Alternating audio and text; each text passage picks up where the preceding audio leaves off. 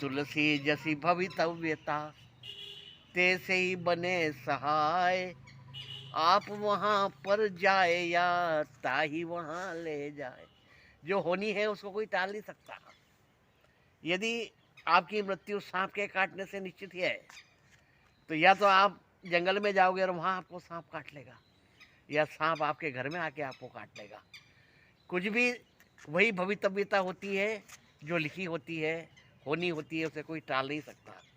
इसी बात को नारद जी ने हिमाचल से भी कहा था कि कह नारद हिमवंत सुन, जो विधि लिखा लीलार। देव दनुज नर नाग मुनि, कौन मेटन हार। जो भी किस्मत में लिखा है, चाहे वो नर हो, नाग हो, मुनि हो, देवता हो, कोई भी उसको मिटा नहीं सकता है। इसी प्रकार का प्रश्न जन्मेजय ने वेद व्यास जी से किया। जन्मेजय अभिमन्यु का पुत्र था और परीक्षित का पुत्र था।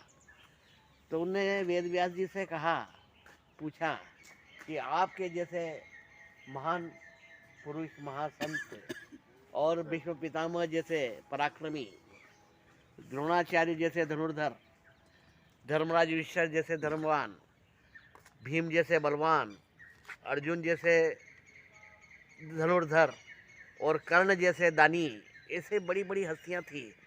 उसके बाद में भी इतना बड़ा महाभारत का युद्ध हुआ जिसमें अपार जन और धन की हानि हुई। क्या आप इस युद्ध को, इतने लोग मिल गए, भगवान श्री कृष्ण स्वयं थे, क्या आप इस युद्ध को नहीं रोक सकते थे? तब वेद व्यास जी ने कहा कि यह सब पूर्व निर्धारित था, और जो विधाता ने जो लिख दिया है कि ये हो के रहेगा तो वही होता है, इसलिए इसे कोई भी नहीं रोक सकता था। तब जन्मेजय ने कहा कि यदि मैं उस समय होता तो मैं इस युद्ध को रोक देता और ये अपार जन और धन की हानि नहीं होती और महाभारत का युद्ध नहीं होता। तब व्यास जी ने कहा कि हे जन्मेजय, तू मुगालते में है, भ्रम में है, तू ऐसा नहीं कर सकता था।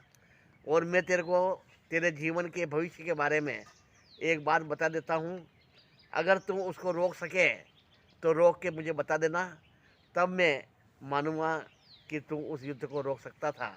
तो वह बात क्या वेद व्यास जी ने जन्मेजय को बताई, वो अगली कड़ी में हम कल आपको बताएंगे।